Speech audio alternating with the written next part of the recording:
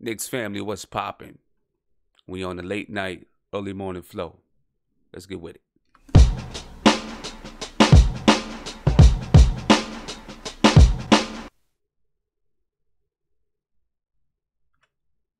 What's popping, people? I appreciate you guys for getting on with me at 1 o'clock in the morning. So we're going to make sure we have a nice show, good show. It's not going to be too late because, I got to get up early. Got some things to do with my basketball team. But let's talk about this game a little bit. Recap this game. I don't know what to say, man. I understand people want to tank, all that good stuff, bad stuff, whatever you want to call it. But I can't stand losing, especially like this. Listen, if we lose, we lose. I get that. But we at least got to put up some kind of fight. First half we fought. Second half we played like trash. Straight trash. Straight trash. But let me give a shout out to everybody, though, one more time, man, for being on 1 o'clock in the morning with me. That's what's up. Appreciate it. Gotta love New York Knicks fans. Nobody like us in the world. That's my word. Nobody like New York Knicks fans in the world. Nobody. But back to this group of guys we call a team. It's crazy because I'm not saying that we're supposed to be winning these games. The Clippers turned out to be a good team this year. They started off the season bad. Not too much of a good team. But now Doc Rivers, he's got them turned around. And they're playing very well. One game out of, or whatever it was, I forgot what it is, but they're in the 9th spot. I mean, the way it is in the West, you go on a 2-game winning streak, you could be in the 4th or 5th spot. So, the Clippers, they're in a battle. And they're fighting for their playoff lives while, we're doing whatever we're doing. But I can't stand to see lack of energy, lack of respect for the basketball game. And that's what I seen in the second half. The first half, we seen some fight. Second half, you just seen a lack of, I don't know, just no effort. Like it's a lack of them even wanting to be out there on the floor. And what does that do to? I don't know. Is it due to them playing, older guys like Courtney Lee and Michael Beasley? Michael Beasley didn't really play too much in the third quarter because of his ankle or whatever it was. Maybe. I don't know. Not sure. But I don't like it. In a game like this, if you're going to lose but develop the young guys, you've got to at least compete in order for the guys to get something out of it. If you're getting blown out by 30 points, Clippers had a 30-point lead tonight, you're getting blown up by 30 points, you're not getting too much out of it. You know what I'm saying? In order for guys to develop, even if you're losing, the games have to be competitive, right? Because that means when the young guys are out there on the floor, they're playing against the other team's starters or 6th man or 7th man, 8th man. They're not playing against the mop-up guys. You know what I mean? And then they're also playing in contentious games. Games that mean something to the other team. Or playing against players where the game means something. If they're playing in a blowout every night, then you're playing against guys, they might as well be playing in the G League if you play, the G League if you're playing against blowout every night. If you're playing in a blowout every night.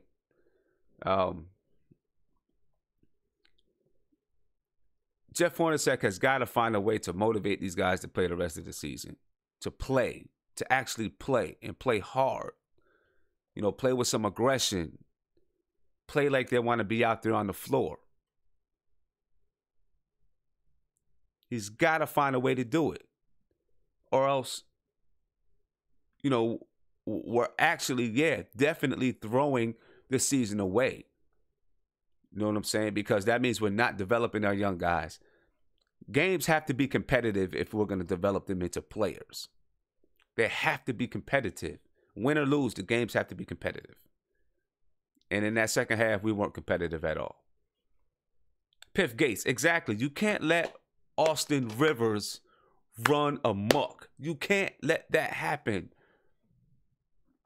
And I seen him break down Trey Burke a couple of times. I seen him hit a three in Frank's face. But at least Frank was there. I'll give him that. He was there. Lou Williams. I mean, you know what? I'm going to harp on Trey Burke tonight. I didn't like his defense tonight. He got dusted off a few times. A few times he got dusted off, and his body language was bad.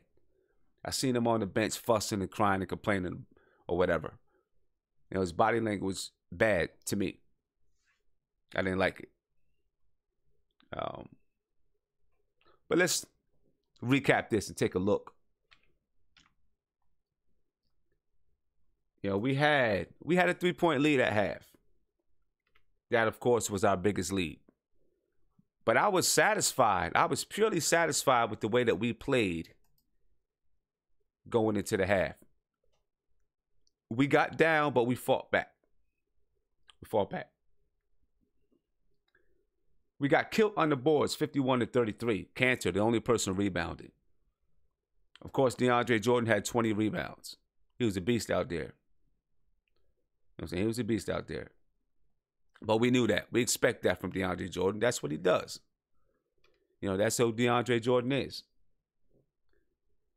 But people got to help Kanter out. You know, Kanter had a rough time with DeAndre Jordan tonight on a few plays, especially in the first half. Part of it is due to Kanter, but part of it is also due to our guards. Because our guards were allowing so much penetration, Kanter had no choice but to help. And then what happens? They throw a oop to DeAndre Jordan. Sometimes Kanter switched, and they switched when they didn't need to switch. You know what I'm saying? And DeAndre Jordan was 9 for 11 from the field. But still, guards got to help Kanter out. They got to keep guys out the lane. Kanter's going to look bad. Any center is going to look bad if your guards can't keep guys out the lane. Lou Williams, Austin Rivers, them guys were getting in the lane all night. Easy, too. Walking down the lane sometimes. I seen Lou Williams come down in the second half with Hardaway right there. He didn't even explode past Hardaway. It wasn't like there was an explosion. He just hesitated and then went. No help. Or not no help. Or Hardaway didn't even look like he made an effort to step in front of him. You know. But I'll talk about Hardaway. I'm not going to be too harsh on Hardaway tonight. But looking at what we see up here, the Clippers had 34 assists. They scored 120. What they score? 126 points on us tonight. 128 points on us tonight. Now, they've been dropping over 120 the past few games. You know, I really believe that that trade helped the Clippers way more than it helped Detroit, in my opinion. I liked the trade for the Clippers when it first happened, and I did not like it for Detroit. I'm not a Blake Griffin fan anyway, though. I don't think that Blake Griffin is as good as people make him out to be. You know, and I thought it was a really, really good trade for the Clippers. And I think it's proven itself to be just that. Clippers shot 56% from the field. A lot of that is because they were in the paint and in the lane all night. 36% from three. They shot 79% from the free throw line, but they went to the line 24 times. On the other hand, we only went to the line 16 times. We shot 75% from the free throw line. And it's because we're not being aggressive getting to the basket. We had, you know, maybe one guy really trying to get to the basket in the first half. That was Hardaway. We shot 44% from three. Shot 25 three-pointers, made 11. Not bad. Shot 46% from the field. That's not terrible. You know, got up 89 shots. But we've got to do better. I mean, they shot a better percentage from the field, obviously, because they were getting to the rim. They were getting to the rim. We had 17 turnovers tonight. They only had 11 turnovers. They had 14 steals. Their defense, they played some decent defense tonight. That may not be hard to do against us, though. Who knows? We only have 4 steals, 4 blocks. Overall, man, the second half was just horrible. It's just horrible for us. And, it gets painful to watch. You know what I'm saying? It gets painful to watch. Ace Bezel, you said, thank you. Someone finally sees the trade like I do. Blake is a bum. The Clippers came up. Yeah, I agree with you, man. I'm not a Blake Griffin fan. I think the Clippers did very well in that trade. And I think Detroit probably hurt themselves in that trade, in my opinion. I don't think Blake Griffin's going to stay healthy. He's got that crazy contract. He's never been healthy. He started off his career not healthy. And I don't think he's ever going to fully be healthy. You know what I mean? But that's the story of the game right there. Story of the game. If we're going to lose, man, let's lose with some pride. Let's lose with some dignity. Play hard. That's it. That's all you got to do is play hard. Play like you want to be on the floor. Play like you want to be there. We're not playing that way. You said Blake Griffin is better than anyone on the Knicks not named Porzingis. Maybe. That's fine. But I'll still rather let Detroit pay however many millions they're paying for him, because I don't think he's that good of a player. He could be better than whoever he wants to be. That's cool. But I don't want him on my team. And the Clippers obviously didn't want him there either. But that's the game. And, we've got to deal with this for the rest of the season. But we got to find a way to motivate these guys. Not us, but Jeff Hornacek. He's got to find a way to motivate these guys. You know what I'm saying? Got to find a way to do it. So let's talk about Hardaway. Because believe it or not, I thought Hardaway played well tonight. The way that Hardaway played, maybe he had some lapses on defense, but the way that Hardaway played, his shot selection, his patience, I really did like it tonight. Usually Hardaway, he pulled a couple of shots that I was iffy about, but I think he went to the basket more than usual. Right? He still shot 5 3-pointers. He was 0 for 5 from 3. But he did go to the basket, especially in that first half. He went to the basket. Made a few runners in the lane. He had 17 points tonight. 7 for 13 from the field. 53.8% field goal percentage. It's not bad. He was 0 for 5 from 3.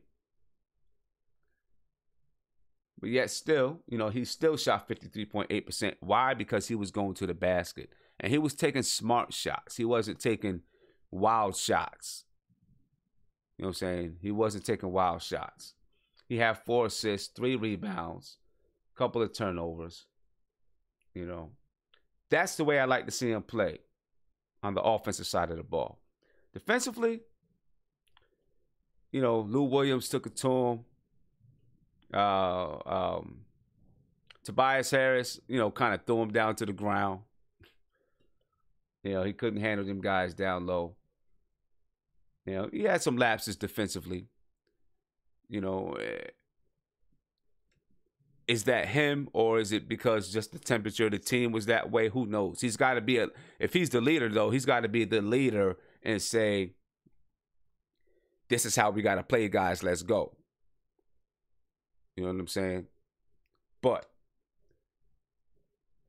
that being said, I like the way he played offensively tonight. And this is the way, if Tim Hardaway can play like this offensively, can play within himself, take smart shots, go to the basket, I'll be on his side. I won't ride him as much. He still has to play defense, though. He's got to play defense. He's got to be a defensive player. He's got to bring it on the other side of the floor. You know what I'm saying? But offensively speaking, if he plays this way, this type of a game, I'd be satisfied. I would definitely be satisfied because I thought he played a pretty good game offensively. You know, it's like a few games back, he was really forcing the issue and you know, trying to force himself to take over the game and be that leader or be the first scoring option and those type of things. Instead of just playing the game and playing within himself, it's like he was trying to, he just forcing the issue too much. You know, forcing the issue way too much. And he's not that kind of a player. That's not what he does. You know, somebody needs to sit down with him and say, listen, this is the kind of guy, this is the type of player you are. You know, look at yourself on tape. Review yourself. Every player is going to try to get better, right? But I think he's got to gradually let his new role grow on him and stop trying to force it. If he gradually lets his new role come in to play and come into focus, he'll be better. But he's trying to push it to where he wants to be instead of just letting the game come to him. Tonight, he let the game come to him. He didn't force the issue, and he looked like a good player. You know, offensively, he looked like a good player. But then again, you look at our starters, man. It's bad. When you look at our plus minus with the starters, it's bad. -23 for Courtney Lee. -24 for Moutier. -21 for Kanter. -13 for Hardaway. -21 for Michael Beasley. That's, geez, I mean, if you have a starting five, you've got to do better than that. We've got to mix up that starting five. Got to mix it up. Because we've got to do better than that when we're talking about that starting five. That's ridiculous. It's crazy. You know, it's crazy. King Mares, you said Tim Hardaway Jr. would be a great third option, but the perfect sixth man. He probably will be.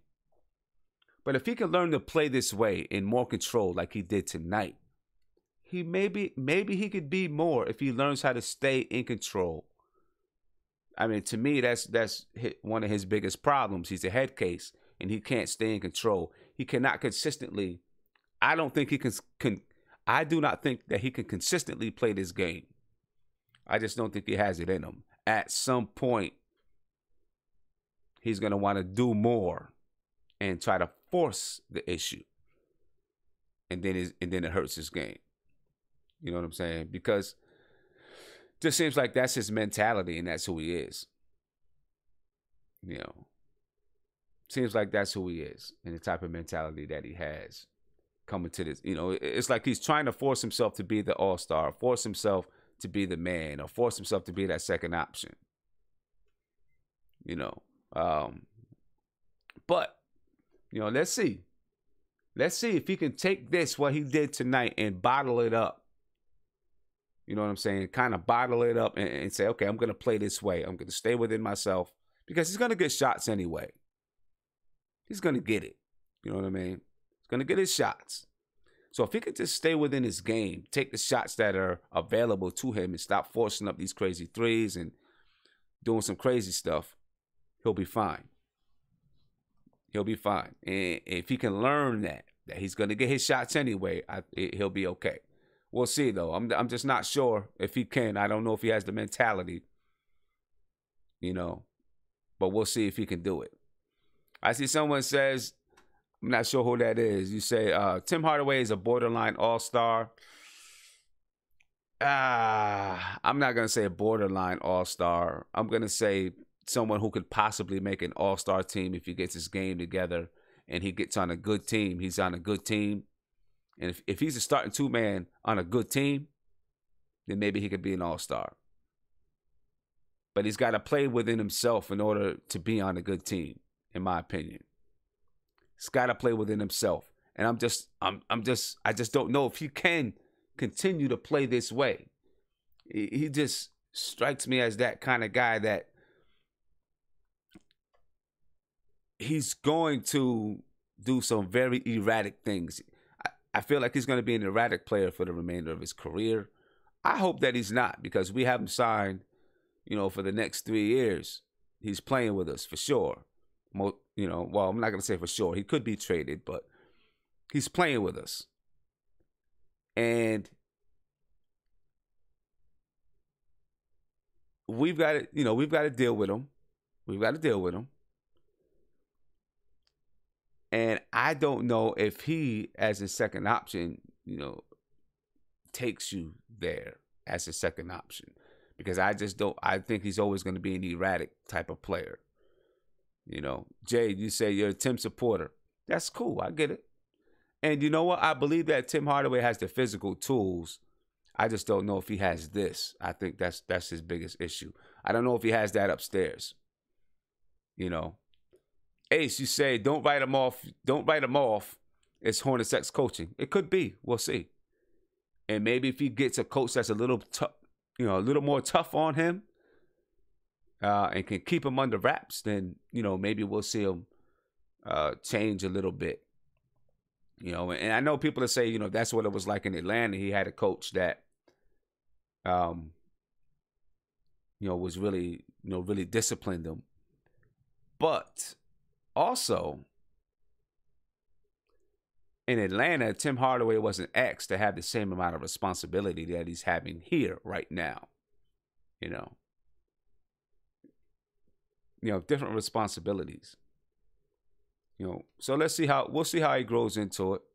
He was good in Atlanta, but again, like I said, he had different responsibilities in Atlanta. He didn't have to be the second scoring option. He could be the third option. And when you have those different responsibilities, see, to go from a first and second option to a third option, there's a big difference, because your first and second options, they're really drawing all the attention. And so now your third option gets a lot of free looks, because your first and second option draws so many double teams or triple teams. So your third option gets a lot of looks, a lot of clean looks, open looks. Doesn't get as many double teams. Well, when he's a second option behind KP, now he's getting some double teams. Because when you're the second option, that means sometimes on some plays you're the first option. Right? You're getting double teams. You're getting some things thrown at you that you may not be fully used to. You know what I'm saying? At least right now in his career. And then now with KP out, he's the first option. Well, I guess between him and Beasley, I don't know. He's probably the first option. And, so now he has to deal with all of the responsibility. So, we'll see how he adjusts. I don't know if he was actually that second option in Atlanta. You had Paul Millsap, Dennis Schroeder, and then you had Tim Hardaway.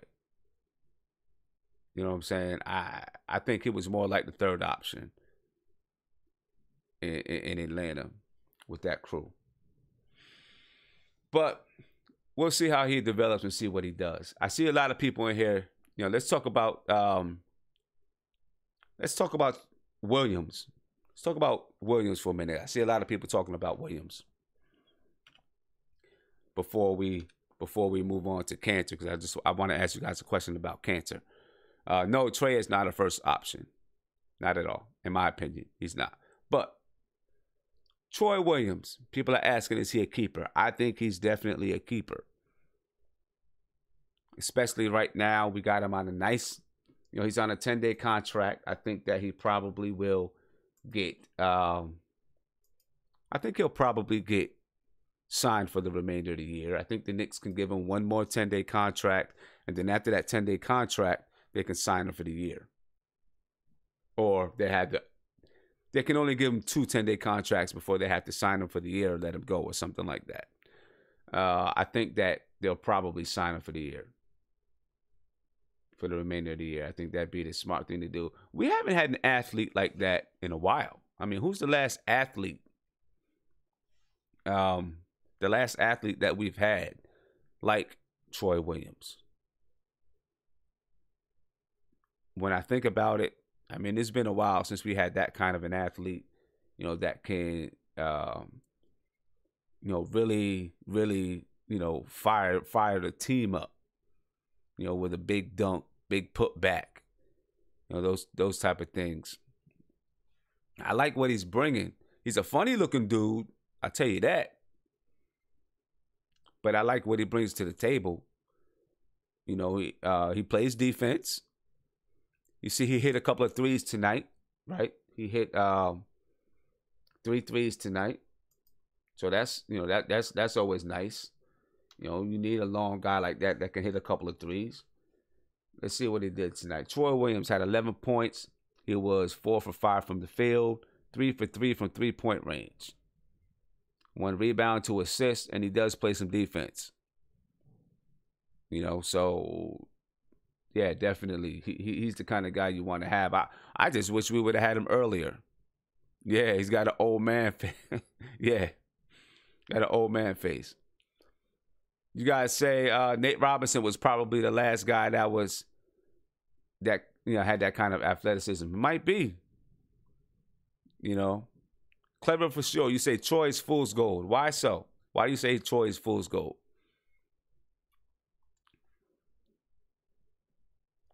I'm not sure he's fool's gold, really. But I'm not saying that he's going to be, he's going to average 15, 20 points a game. I'm just saying, Derek Williams. Yeah, Derek Williams is an athletic guy. Yep. He was an athletic guy. I remember that. I remember it. Yeah, he was. But I'm not saying that Troy Williams is going to be some star. But I think he's the kind of athletic guy that we've wanted and that we have needed. You know what I'm saying? He brings, when you have athletes like that, and we've been killed by athletes all season, they bring a different dynamic to the game, a different bounce to the game. Different bounce to the game. So I'm glad he's here, and hopefully, we can get him. We can get him for the rest of the season, and then sign him for a nice team-friendly contract next season, and then see what he can do. See what he can do. And what I like about him, I like that he, like Hardaway did tonight, like I was just saying about Hardaway, Troy Williams, he's not trying, he's just playing within his game. You don't see him trying to force anything. He's taking whatever comes to him. Whatever comes to him, he's taking. And I like that about a player. Now, once he gets into, if he's playing a little bit longer, maybe he'll try to, create a little bit. But I don't think creating is his game, honestly. I think he's, at least in the NBA, I don't think creating is his game. I think he is that kind of player that gets the little crumbs, that fall out. Crumb getter. You get to put back dunks and slashes to the basket, maybe catch a oop here or there. That kind of a guy. And you need that kind of guy. Clever for sure. You said we're overreacting as usual. I'm not sure if we're overreacting because we've seen, it's not like it was one game, right? He's done this over a few games now where he's come out and played decent. And in the last few games, he didn't even hit a 3, right? He finally hit a couple of 3s this game. I'm not sure if we're overreacting. He's come out and he's proved himself on the court so far. You know, with some athletic plays, and so we'll see. He said, "Did you see the video the Knicks did? The Knicks wall did on Troy Williams?" No, I didn't see it. I didn't see that one. You know, but you know, I think you know, the more he plays, and the fact that he plays defense really helps. You know, the fact he plays defense really helps.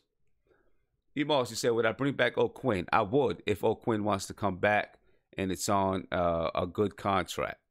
Now, it'd be nice if he just opts in to his contract. Then, of course, then you have no choice but to bring him back if he opts in. You know, but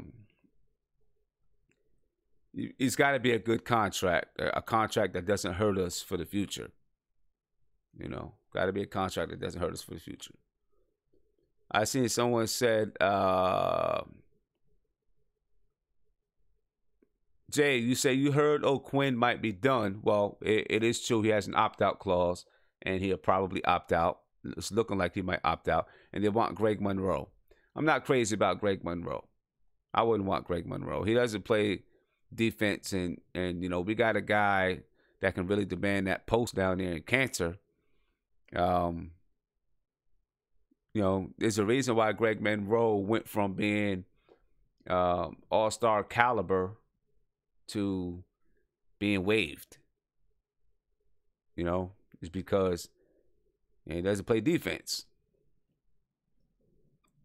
But I'm sure he's making his way in Boston right now. I'm sure he's making his way. Talking about centers, let's talk about Kanter. Kanter had 18 points, 14 rebounds tonight. Had a hard time with DeAndre Jordan, but who doesn't? Who doesn't? Jay, you say you think Monroe is better than O'Quinn. Offensively, yeah, he's better than O'Quinn, but defensively, he's not. You know, and you know that's the thing. I mean, you look at, we gave up 128 points tonight. We need defense. We need guys that want to play defense. But Kanter, my question to you guys, where does Kanter rank? Where does Kanter rank in the league as far as centers are concerned? Is he one of the top centers in the league? Famos, you said, shouldn't Kanter be our first option? He probably should, because he shoots 61% from the field. He's unstoppable in the post. You know, he probably should be the first option because nobody can stop Kanter down low. You know,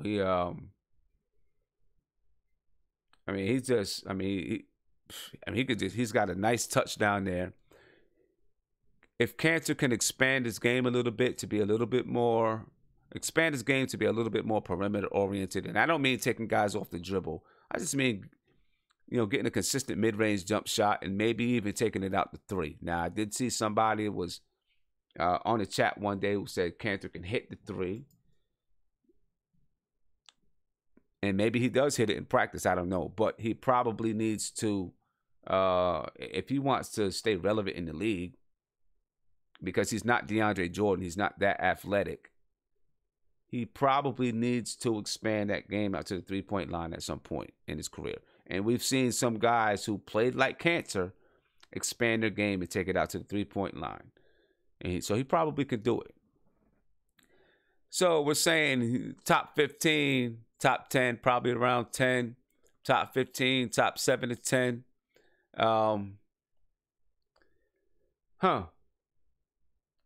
Probably around there, 7 to 10 maybe.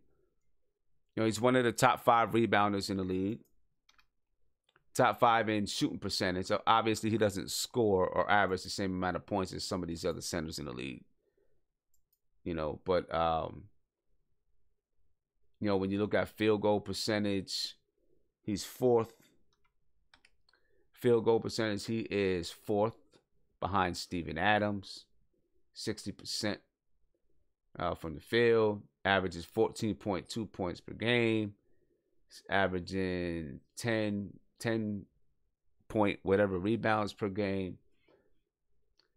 Now, I'm not exactly sure where his minutes are compared to these guys. Right? Kanter averages, what was it? He's been getting 27 minutes a game. He's been getting 27 minutes a game.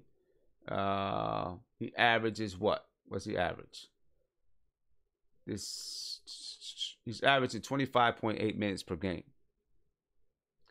If Kanter were to average 30 minutes a game, I guess maybe his defense is what keeps him off the floor. If Kanter were to average 30, 32 minutes a game like some of these other guys, he'd easily average 20 and 14, in my opinion. I really do believe that. Because he's unstoppable down low. He's really unstoppable down low.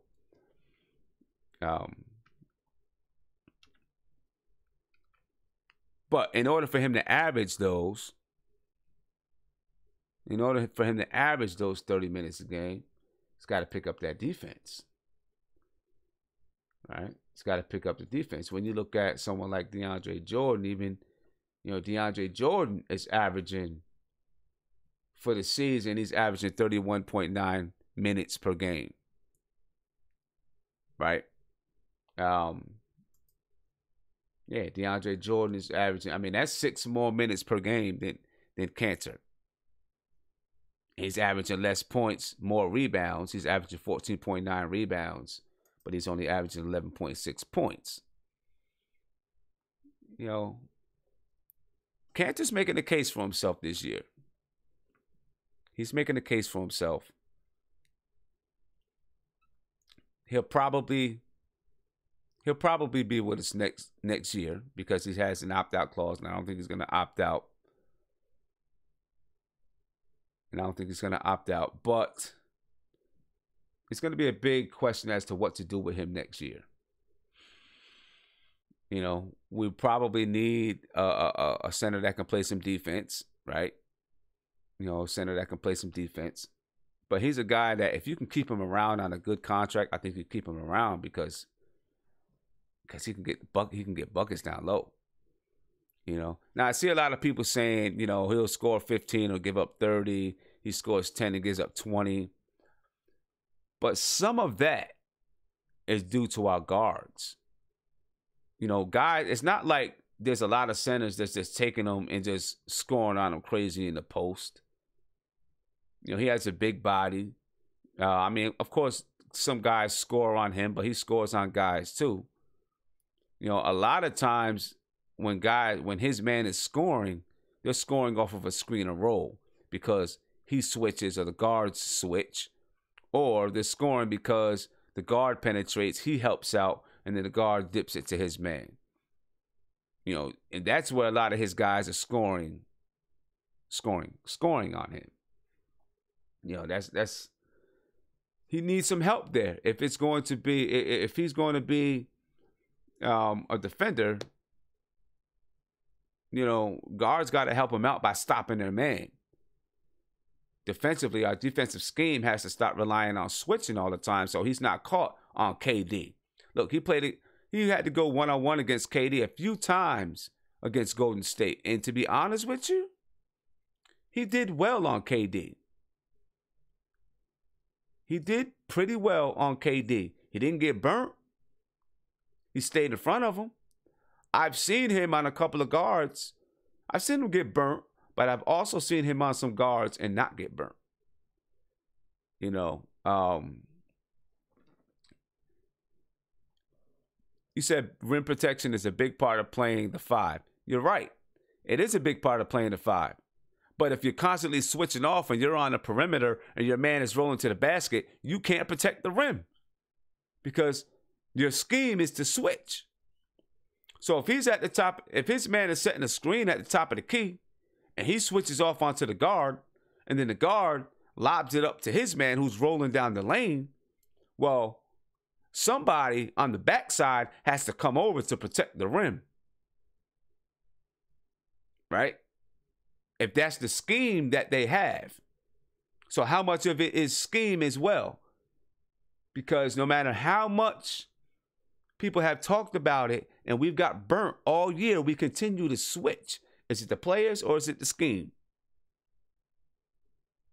You know what I'm saying? So that's part of it as well. We can't expect him to block anything or protect the rim if he's not at the rim. Now, am I saying he's going to be a shot blocker? No, I'm not going to say that. You know, I'm sure he averages like less than 1 block per game. You know, and he's just not that. He's not that athletic of a guy. You know, he averages a half a block a game. He's not that athletic of a guy. I get that. But also, our scheme prevents him from even being at the rim. You know, I mean, his PER is 23.84.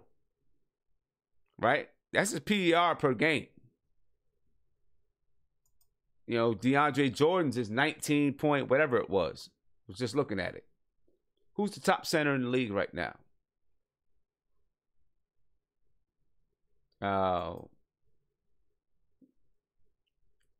If we're talking about a pure center, who's the top center? Clint Capella, maybe? 25.53. Anthony Davis really plays the 4. Who else? Maybe I don't know.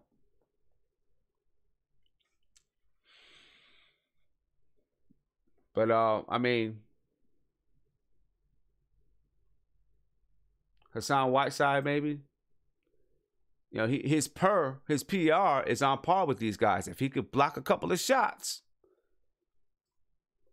he'd be right up there with them. Cousins, DeMarcus Cousins. Yeah, I mean, DeMarcus Cousins not playing right now. DeMarcus Cousins, yeah, top center in the league. All right, DeMarcus Cousins, the top center in the league. I have no idea what his PER is. Let's see.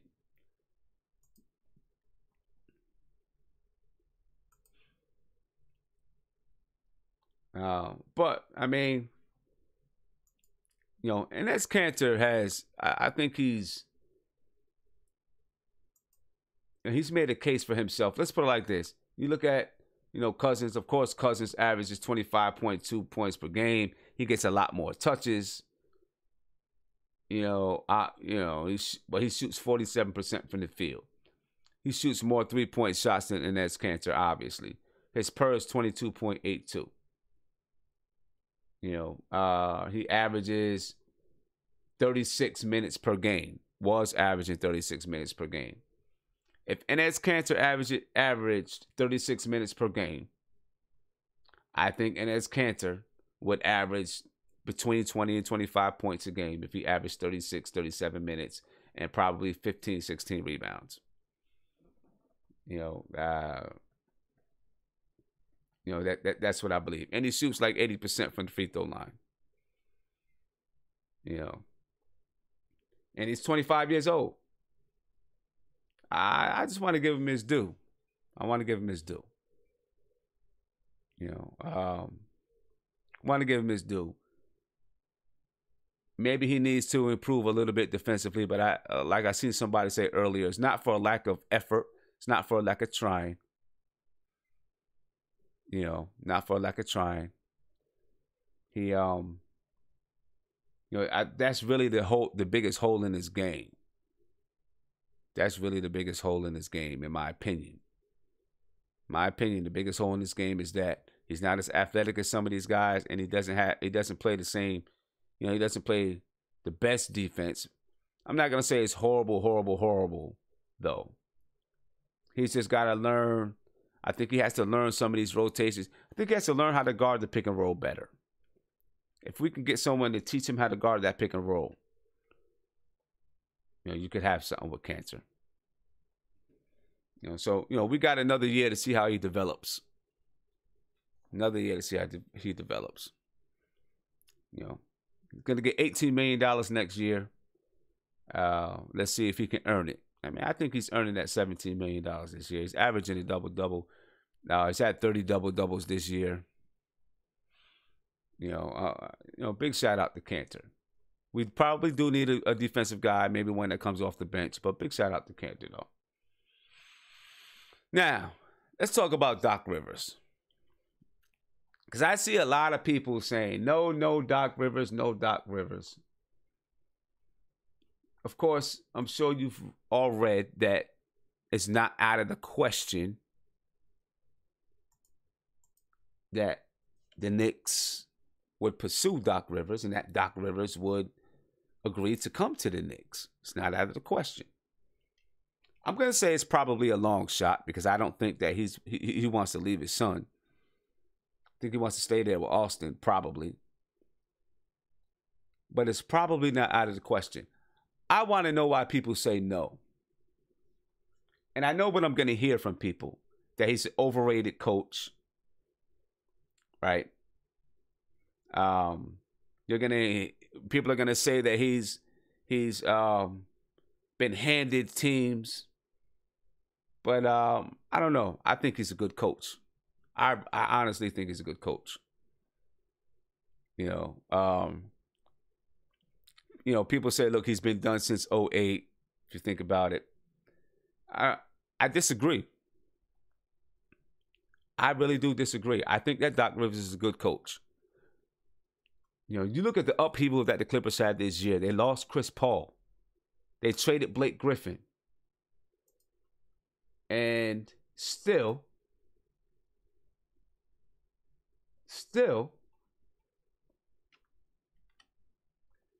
the Clippers are 33-28.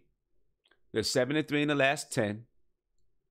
And if you watch the way that they played tonight, now I know they're playing against us, right? They're playing against us. I don't care what Garnett and Pierce said. Yeah, they said he's a fraud. Well, players are going to have their opinions. Neither one of them won a championship without him. What did they do without Chris Paul? Without Doc Rivers?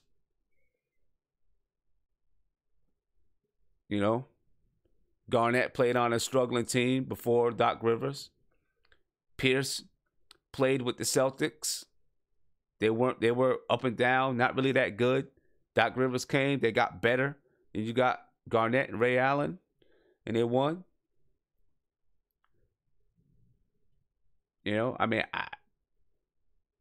I don't know. I think he's a good coach.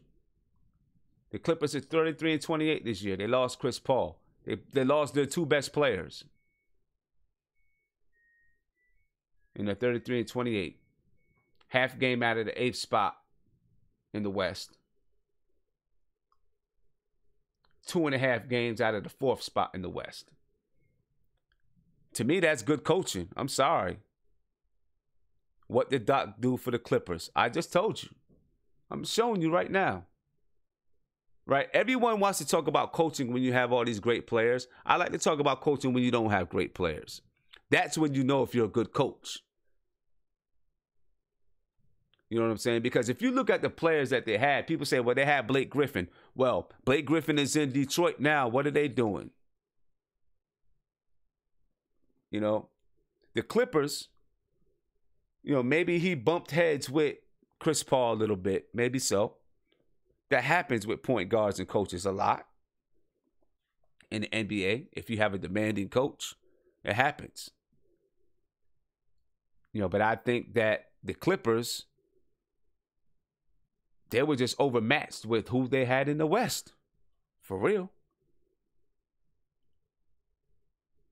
I think that, with Blake Griffin, he was not what people thought he was going to be or was supposed to be. I don't know. I think he's a good coach. And I really wouldn't mind him being in New York. If Doc Rivers and Mike Woodson came to New York as head coach and an associate coach, it's 10 times better than what we have now, in my opinion. He's the same coach that blew a 3-1 lead, but he was there. He was there. It happens. Especially if you look at the teams that's in the West, man. Come on. Maybe that team didn't have it all the way. Everything can't be the coach's fault. He can't get on the floor and play. He's not getting on the floor and playing. If you have your team motivated to be good. At some point, the players got to do something too. It's not all the coach. You know, it's not all the coach. Did he make mistakes? Of course. All coaches do. Every single coach in the league makes a mistake. Even Greg Popovich. But I think that Doc Rivers, I mean, if you watch the Clippers tonight, right? And maybe it's just because they were playing us, but I also watched them play. I watched them play against Denver. They got busted by Golden State. But they're crisp on offense, right? That's why they've been scoring over 120 points the last few games. They're crisp on offense. Defensively, you see them trapping guards. And then once they trap the guard, their rotations are on point. Right? They trap the guard on one side of the floor. And then when the ball swings around and try to find an open man, they got the rotations there. Right there. That comes from coaching. When they're swinging the ball, they're whipping that ball around. Listen, they got, how many new players do they have? Lou Williams is new to the team. Right? I mean, let's take a look at the roster. Patrick Beverley, one of their best guards, is out. Avery Bradley is new to the team this year. Gallinari is new to the team. Tobias Harris is new to the team. Lou Williams is new to the team. And I'm sure some of these other guys are new to the team as well. But a lot of their rotation players are brand new to the team. Gallinari's not even playing. These guys are new to the team, and they still are above 500, have the chance to make the playoffs, and right now, they're playing very, very well. To me, that's coaching. I'm sorry. To me, that's coaching. There's nothing wrong with having your best player coming off the bench. That's cool. Sometimes it's like that. You know what I'm saying? Sometimes that's just the way that the rotations fall, and you get the most bang for your buck, right? As if you have your best player coming off the bench. Sometimes that's the way it goes. That's good coaching. In my opinion, that's good coaching. You know what I'm saying?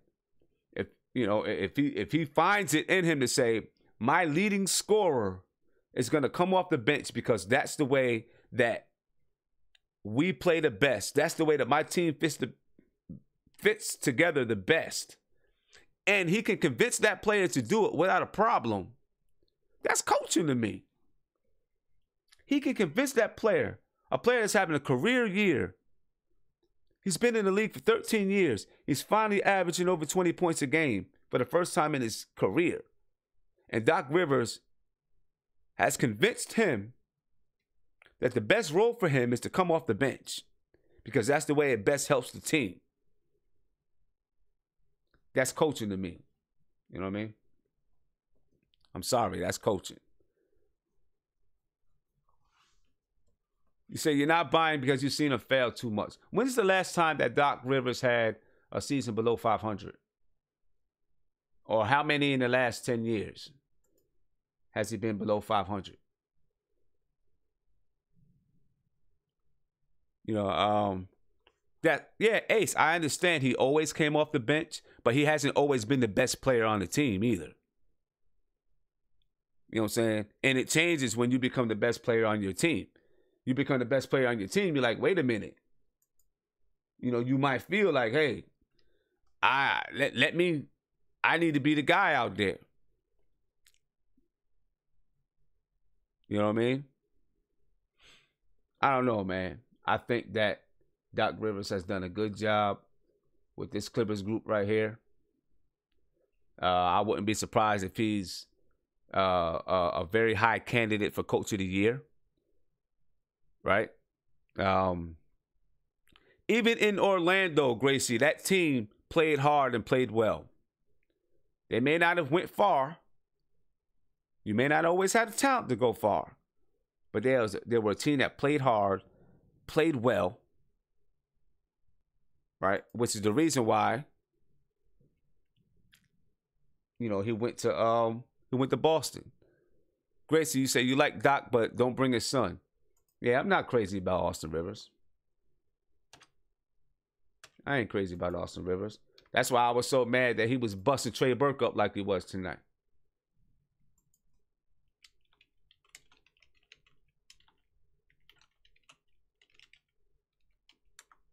Yeah, I don't know. I just don't see. I see a lot of people always say no, no, no, no, no. I feel that that's more. I think that's more. People seeing everything that's happened in media and all that kind of stuff, than actually what he's able to do. You know what I'm saying? Than actually what he's able to do. I think that Doc Rivers is a good coach. Let's see. Doc Rivers. This is Doc Rivers' record, coaching record. Doc Rivers' coaching record right here. Okay. In total, he has basically a 58% winning percentage. Right? When he coached for Orlando, 41-41, 43-39, 44-38, 42-40. Right? Then he was fired. They went 1-10. He was fired. Probably a mistake. Then he went to Boston, and they got bad. But then, of course, they got some guys, right? Ray Allen, them guys. 66 games, 62, 50, 56. Lockout year, I believe. 39-27. Next year, 41-40. Then Clippers, 57, 56, 53, 51. What are you gonna do, man? Went to the conference finals with the Celtics. Went to the championship. Won a championship. Went to the NBA finals. Went to the conference finals with the Celtics 3 times. Then he lost in the first round. Guys were getting old.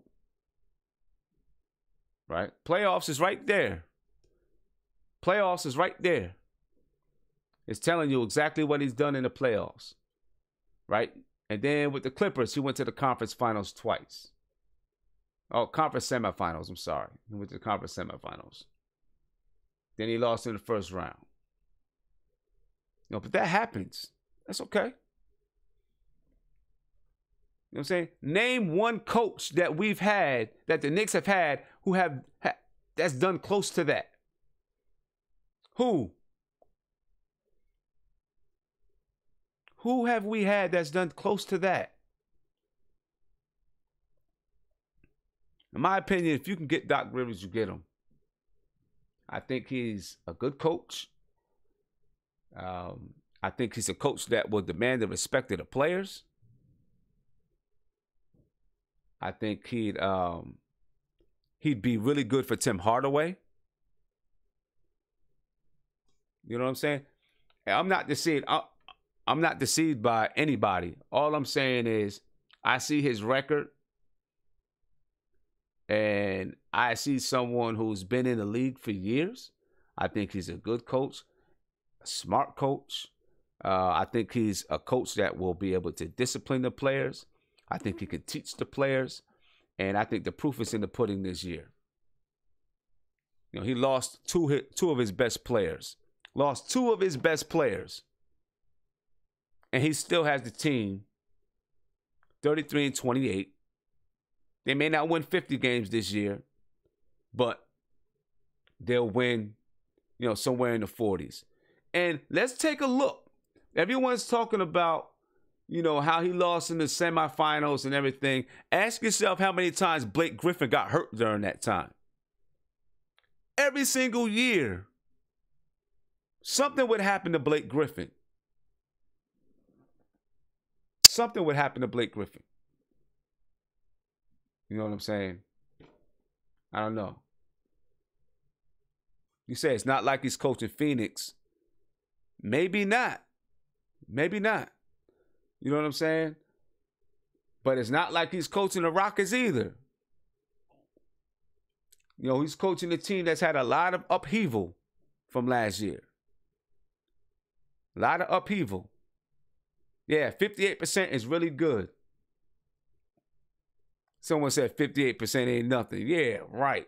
58% is good, man. That's really good. That's a really good winning percentage in the NBA. I'm sorry. That's a good winning percentage. I mean, people like to front on them. That's what it is, I guess. That's how it goes in the NBA. You know, when you win, that's how it goes. I mean, what other coaches in the NBA, right? The record is there because he had good players. You know what? There's a lot of coaches in the NBA that have had good players and couldn't do anything with those good players. You know what I'm saying? And maybe those players really weren't as good, besides Chris Paul. Maybe those players really weren't as good as you thought. What's Detroit doing right now with Blake Griffin? Same place they were when they got him. They got Blake Griffin to put him over the top. You know what I'm saying? They got Blake Griffin to put him over the top. He's done the same thing. Same thing. That's cool. Pop is at 73%. He's the best coach. Pop is probably the best coach ever. He's probably the best coach ever. We're not talking about getting the best coach ever. We're talking about getting a very good coach. You know what I'm saying? And there's not, what other coach right now in the NBA has the same track record? Good players or not. I don't, who has the same track record? You know what I'm saying? I mean, you took a team, even if you have good players, you still got to put those players together. You still got to put those players together, right? And those guys came to him in 1 year, and they went from the worst to the best team in the league. Okay? And yeah, you put together there were some good players, right? You had Pierce, Ray Allen, and KG. But you still got to put them together. Even when it was LeBron, D. Wade, and Chris Bosh, they still lost in the finals because it takes some time for them to mesh. And them guys fit. You know what I'm saying? Them guys fit. And he put them together in 1 year. I don't know. I think he's a good coach. I think he's a pretty good coach. And I really don't understand the argument. I mean, you look at this team. He had this team 41-41, right? You look at this team right here. Who's he got on the team? He had this team at 41-41. You had Ben Wallace, not an offensive guy. You had Chauncey Billups injured. These guys were 41-41. You know what I'm saying? That's coaching to me. And to me, everyone, you get your coaching stripes when you take a team that doesn't have a lot of talent and you make them good. You know what I'm saying? So, well, and I know people are saying they're probably keeping Doc anyway. Maybe so. Who knows?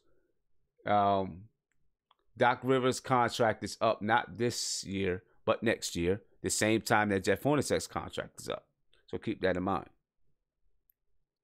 Right? Keep that in mind. Oh, okay. I want to see this because I wanted to talk about this. I seen this yesterday. I seen someone talking about Rondo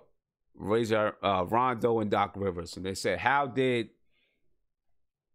Doc Rivers develop Rajon Rondo when his jumper is still garbage? That's what I just seen someone say on here. But I'm gonna say this: When is the last time that Rondo was the Rondo that you really know of? When he played under Doc Rivers. That's when Rondo was Rondo. Once he left Doc Rivers and went out on his, not on his own, but went to these other teams, what happened? Been passed around the league. Why? Because Doc Rivers knew how to deal with him. Wasn't afraid to deal with him. You know, Rondo is like one of these real smart, highly intelligent, manipulative guys. But Doc Rivers knew how to deal with him. Doc Rivers did. And now, what's Rondo doing? He's in, New Orleans now? But he's been passed around. He went from where? He went to Dallas, Sacramento, wherever else he played. And nobody wants to deal with Rondo. Nobody can deal with Rondo. You know, now, he's not that same Rondo. But when he was with Doc Rivers, he was that guy. Because Doc Rivers knew how to deal with him. Doc Rivers knew when to let him be Rondo, when to let him run the offense on his own, and when to reel him in. Right, exactly. Rondo is a head case, but Doc Rivers knew how to deal with him. That's my point. Rondo's a head case, but Doc Rivers knew how to deal with him. These other guys couldn't. Doc Rivers was strong enough to deal with him. Doc Rivers had that kind of respect, and that's what we need on our team. We need a coach like that. Rondo is still good, but he's not that same Rondo. Obviously, he's going to age. But once he left Boston, once he wasn't with Doc Rivers anymore, he wasn't the same Rondo. Now, he did get injured. I understand that. But Doc Rivers knew how to deal. He knew how to deal with Rondo. You know what I'm saying? He knew when to let Rondo take over. He knew when to reel him in. That's a good coach to me. You know what I'm saying? That's a good coach. Clever for sure. You say Doc Rivers is better in OKC, not the Knicks. That could be the case. Maybe. Maybe. But I tend to think that he would do well in New York too. I think he would do well with these guys dealing with, working with Frank, KP, Hardaway. I think he would be perfect for Hardaway. If you brought in Mike Woodson and Doc Rivers as a coaching team, I think I don't know, man. I think that's a good team to have. And if you're talking about building a culture and developing, starting to develop your players the right way, teaching them how to be that tough, gritty type of team, I think that's a good tandem to bring in. You say any college coaches that I like? I don't know. I don't think college coaches translate well to the NBA, really. If they do, I think they need to spend some time in the NBA as assistant coaches. You know what I'm saying? I think because the game is so different. It's so different. You got some guys that deal with the one and done players, right? That are going to come into the league and then go straight to the NBA, and they might get pampered and all this kind of stuff. But in college, you're still treating. It's still so much more closer to high school than the NBA. When you're talking about college, when you talk about players that are truly in there for 3 and 4 years, you know what I'm saying? Because you still got to bring grade sheets in to make sure that your grades are right, so that you can play, to make sure you're eligible. You still got curfews and you have all these things that are very similar to like high school. And I think college coaches have a hard time making a transition to dealing with guys who are really getting paid millions of dollars, getting paid more than them. Because there's so much politics behind the game of basketball in the NBA that's not there in college. You know what I'm saying? And I don't mean politics as far as, well, I do, politics as far as, I get paid $17 million a year. I'm supposed to be the guy. I need to be on the floor. That type of stuff. Who has the endorsements and those type of things. And I think college coaches have a hard time adjusting to that. Because, when the college coach basically, they can decide who they're going to play, when they're going to play, how they're going to play them, who sits because they've done this right or wrong. The NBA is different. You know what I mean? So I don't know. I think college coaches need to come in and really get adjusted to the NBA, the NBA life off the court. You know what I'm saying? And then maybe take over. So I don't really see anybody that I would look at to come up from the college ranks.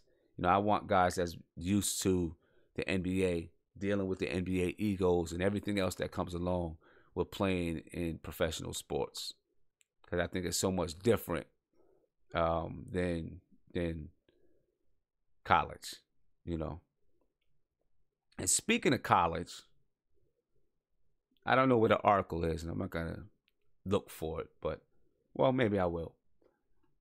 We were talking about in the last show, we were talking about college players or high school players going straight to the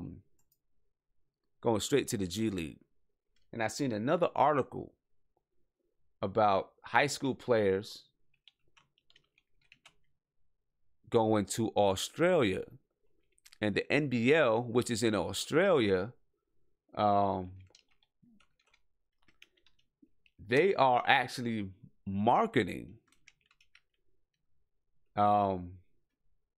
players to play in their NBL league, where players would be able to, like Terrence Ferguson, right? Terrence Ferguson, he went from the high school to play in Australia.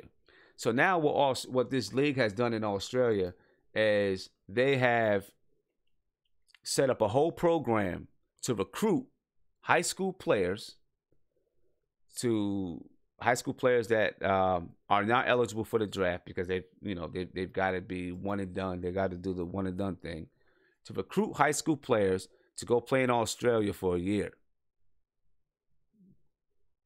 And they can get paid about $78,000 for playing in that year. Plus, they can capitalize on endorsements and all those type of things, right? And they're really setting it up to make it as easy as possible for these high school players. They want them to go to Australia, play for that year.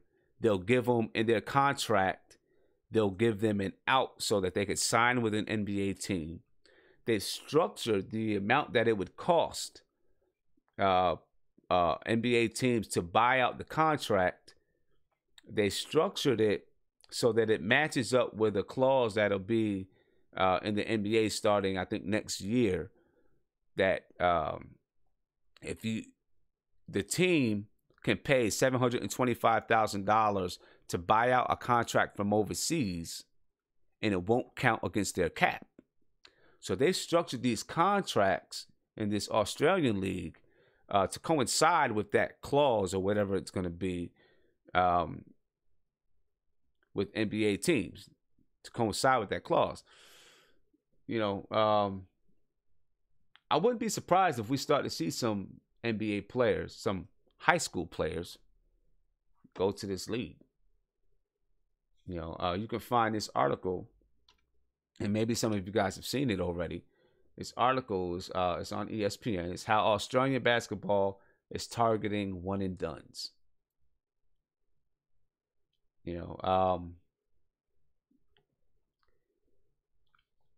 We'll see. And it says, I'm going to skip down a little bit because they talked about Terrence Ferguson, NCAA eligibility concerns, and Terrence Ferguson, the number 11 high school recruit in ESPN's 2016 Top 100. Ferguson elected not to enroll as a freshman at Arizona, instead signing with the Adelaide 36ers. He ended up being drafted in the first round by the Oklahoma City Thunder at number 21 a year later, despite an up and down season abroad. After benefiting from the exposure of helping Ferguson reach the NBA, The NBL has formalized a rule that should make it much easier for future prospects in his mold to forego college and develop in Australia instead. As part of its new Next Stars program, the NBL will be adding an extra roster spot next season intended strictly for draft-eligible players such as Ferguson, the league told ESPN. Sources told ESPN those players will be paid 100,000 Australian dollars gross guaranteed, approximately 78,000 US dollars, funded directly by the league. So the league is paying these salaries, not even the teams. The league is paying the salaries. So this is interesting. I think is very interesting. And if this happens and players begin to go to this NBL league, then you're going to see something happen with the G League. The NBA, in this next collective bargaining agreement, I really do think that we're going to see the one and done rule gone, and the G League is going to be made more like a true minor league for the NBA, because if you have teams like if you have leagues like the NBL that are going to set up these kind of programs, and players, there's going to be some players who skip college, say, let me go get my $78,000 plus endorsements, and then get drafted into the NBA. I think you'll see some players do it. And the NBA and the G League will have to,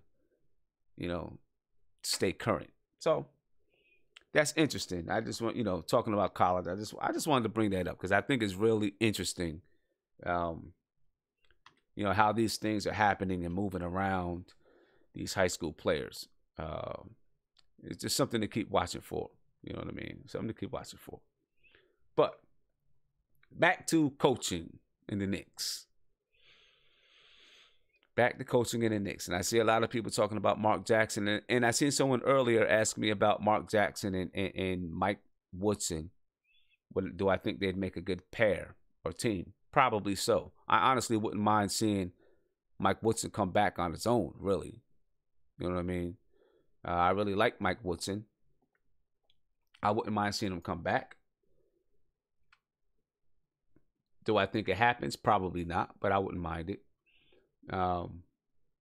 But I definitely wouldn't mind if Doc Rivers and Mike Woodson came. I wouldn't mind Mark Jackson either. Wouldn't mind Mark Jackson either. I think we're going to have to deal with one more year, Jeff Hornacek, though, to be honest with you. We'll see. But I do think we're going to have to deal with one more year. And if we deal with one more year, Hornacek, Doc Rivers, he'll probably ask for an extension, but Doc Rivers' contract is over the same time as Hornacek. That's something that we could see happen. Something we could see happen, I think. Mark Jackson is the only person that could have prevented a Golden State Warriors championship. We don't know that. You can't say that. You don't know. You don't know what would have happened with Mark Jackson and the Warriors. He helped build that team. No one can deny that. Mark Jackson helped build that team. Steve Kerr took him over the top. Steve Kerr was able to, take the training wheels off and let him fly, and let him speed, let him go. But Mark Jackson has a lot to do with the way that team developed. Ace, you say, nah, Jeff is gone. Stephen A is gone for his job. Man, I'm not thinking about Stephen A. Stephen A, he's always whatever. Stephen A, whatever. You know what I'm saying? Stephen A says a lot of stuff, talks a lot of stuff. And I know he's begging for Mark Jackson and all this stuff. We'll see. Shamik, appreciate the super chat, bro. Thank you. You said Sam Cassell should get the young coach. Can grow with the team, paid his dues on the bench, and can help young point guard develop. He might be able to. I haven't I know he's been an assistant coach for some time now. And I'm sure he's developing. Um, has he even been on any interviews yet with any other teams? I'm not sure. Maybe, I don't know. John Woo, appreciate the super chat, man. You say Lance Thomas with 3 straight fouls. Yeah, but I'll say this though, Lance Thomas, Lance Thomas needs to be on a contender somewhere. I think he'll probably stick around until his contract is over, and then we'll see what happens after that. Just because he plays hard. Guys that play hard, they're gonna get fouls, man. The guys that don't play hard don't get fouls. But the guys that play hard, they usually get fouls. Because they play hard. But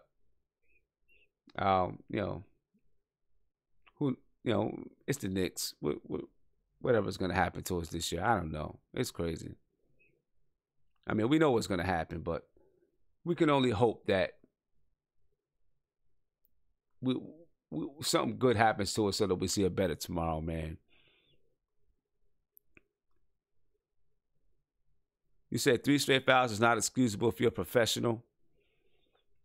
I mean, the game is the game. Sometimes it happens, you know what I mean? Sometimes you get in those kind of situations, especially, if you're trying to, if you're trying to get your team in gear, you're trying to get your guys to play, and, you just playing hard basketball, sometimes it's going to go against you, especially if you're guarding somebody that can score. You know what I mean? He's guarding like Tobias Harris. Tobias Harris can score. He can get buckets. I'm not sure who he fouled, but, in 30 seconds, yeah, well, I mean, it happens. But most of the time, he didn't foul out or nothing, right? He didn't foul out. I mean, most of the time, Lance is pretty good with, keeping his fouls together. His big problem is not scoring on open opportunities. You know what I mean? Not scoring on open opportunities. Sometimes he hits that corner 3. Sometimes he's on. Sometimes he just can't hit nothing. And he's not athletic at all. You know what I mean? Sometimes he's not athletic at all, but, I don't know. It's going to be these last 20 games going to be tough. Tough for me because I don't want to see the guys. Yeah, if they're losing, they're losing, but I don't want to see the guys, just play uninspired basketball. I can't do it. It just irks me when I see any team that considers himself a basketball team playing uninspired. If you're on the court, you should play inspired. Got to play inspired. Got to play like you want it, like you want to win. But we're playing Sacramento next. It should be a team that we shouldn't have to worry about getting blown out with, right? But who knows? Sacramento right now. Sacramento is 19-43. Man, if we get our butts torn off by Sacramento, if we get blown out by Sacramento, then, Jeff Hornacek will have to take a taxi back to New York, get his stuff, and then catch the plane back to Phoenix. It's no way that we should get smacked by Sacramento. Sacramento is 19-43. They're 3-7 in the last 10. We get smacked by Sacramento. That's all on Jeff. That's all on Jeff. Shamit, appreciate the super chat again, my brother. You said Moutier can learn from Austin Rivers. He got a shot opened up. He got a shot, opened up his whole game, same type of build, same type of skill set. He definitely looked better tonight, I tell you that. He looked a lot better tonight than we've seen from him in the past. He was cooking tonight, and his game has grown a little bit. Game is growing a little bit, and we'll see how he continues to grow because he's the guy now. He's the guy. But no, I'm sorry, guys, not opening up the lines tonight because it's really, really late, and I don't want to, because I'm only going to be on for about another 5 minutes. Maybe I should have opened it up a couple of times. I apologize for that. Sunday after the Sacramento game, I'll definitely open up the lines. It's just I got to get up really early in the morning. I got fundraisers for my basketball team. Shamik, you say he's averaging 16 points per game. I tell you what, he put a couple dribble moves on Trey Burke today. Crossed him up. Made him look a little. Made him look a little funny out there. And he took Trey Burke a couple of times. That was making me mad too, because Trey Burke, he played terrible defense today. Terrible defense. So let me see. What'd he do? Austin Rivers tonight. 19 points, 5 rebounds, 2 assists. On the season, Austin Rivers, 15 points, 3.7 assists a game, shooting 42% from the field. Probably needs to get that up a little bit. But going to Sacramento, we play Sacramento at 8:30 on Sunday. Going against, another young guard. So hopefully, we'll see what Frank can do. Frank, he was a little bit hesitant on a couple of shots tonight. You know what I'm saying? A little bit hesitant. He, had a couple of open threes. He hesitated and then decided, to take another pull up. But, you got to take the first shot. Once you hesitate, it's not there. Got to take that first shot. But we'll see. We'll be going up against some more young guards, another young team that's, playing young guys, and young guys versus young guys to see what we're gonna do. See what we're gonna do out there. I like at the end of the fourth quarter, I want to see Frank play some more point guard. They've been playing him at shooting guard. I want to see him play the point guard spot. You know what I'm saying? I think that they should have him run point more. I think he can run both, but you got to use him at both too. John Woo, you say you don't think Courtney Lee should be getting that many minutes. He did get a lot of minutes tonight, and he probably shouldn't be getting as many minutes. If we're playing young guys, I think last game he only played 11 minutes. I think he was a little bit upset about that and maybe said something about it, and maybe that's the reason why you've seen him get some minutes tonight. You know what I mean? I seen some people mention it earlier. Dotson probably should get some of them minutes. Yeah. Troy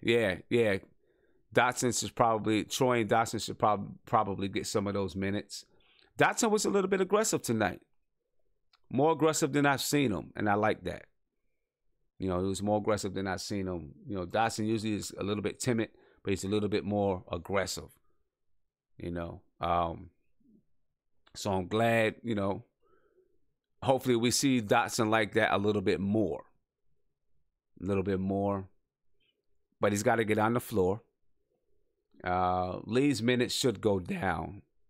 I understand he's a consistent player, he's a good ball player and all of that.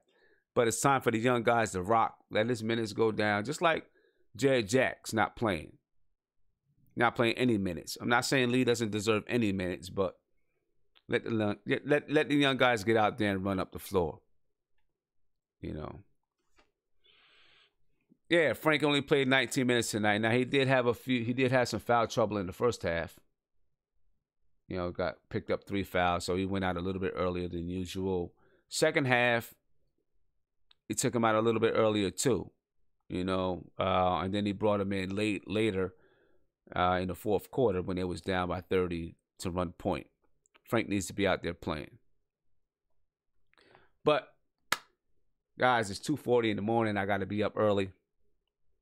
So I'm going to head off. I know I see some people called in and wanted to get on the lines, but I didn't want to open up the lines, and then, it makes it a little bit hard to get off sometimes when I open up the line. So I'll definitely open up the line on Sunday. So I apologize to you that we couldn't get on tonight. Hopefully you'll come back on Sunday and you can get on. But I'm about to log off. I thank you guys for jumping on with me. I really appreciate it. 1 o'clock in the morning. You're still here with me.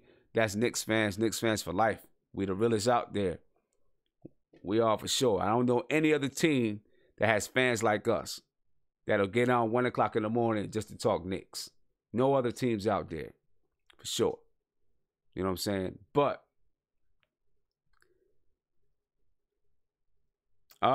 clever for sure. One more thing. I just want to read it. You said Adam Silver sent out a memo about deliberately tanking. That's why Lee is playing. Could be.